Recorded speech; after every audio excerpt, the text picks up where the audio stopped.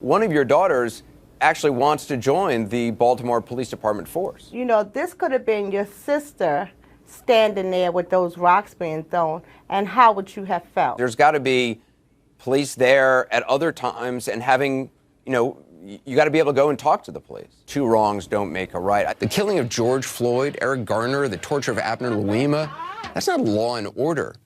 The president seems to think that dominating black people, dominating peaceful protesters is law and order. He calls them thugs. Who is the thug here?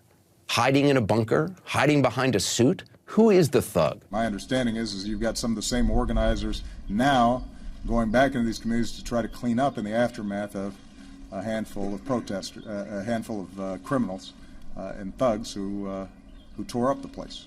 That is not a protest. That is not a statement. It's people, a handful of people taking advantage of a situation for their own purposes, and they need to be treated as criminals. They're not protesting. They're not making a statement.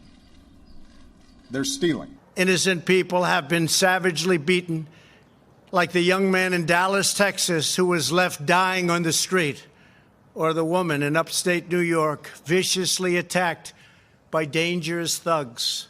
When they burn down a building, they're committing arson. And they're destroying and undermining businesses and opportunities in their own communities that rob jobs and opportunity from people in that area.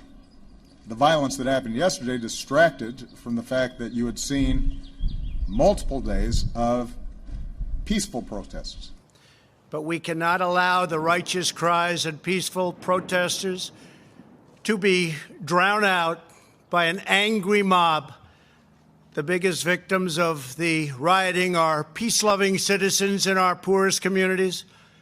And as their president, I will fight to keep them safe. Making sure that the overwhelming majority of effective, honest, and fair law enforcement officers, that they're able to do their job better because it will weed out or retrain or put a stop to those handful who may be not doing what they're supposed to be doing. Obviously, our thoughts continue to be with the family of Freddie Gray. My thoughts are with the police officers who were injured in last night's disturbances. It underscores that that's a tough job. In those environments, if we think that we're just going to send the police to do the dirty work of containing the problems that arise there without, as a nation and as a society, saying what can we do to change those communities, to help lift up those communities and give those kids opportunity, then we're not going to solve this problem. And we'll go through the same cycles of periodic conflicts between the police and communities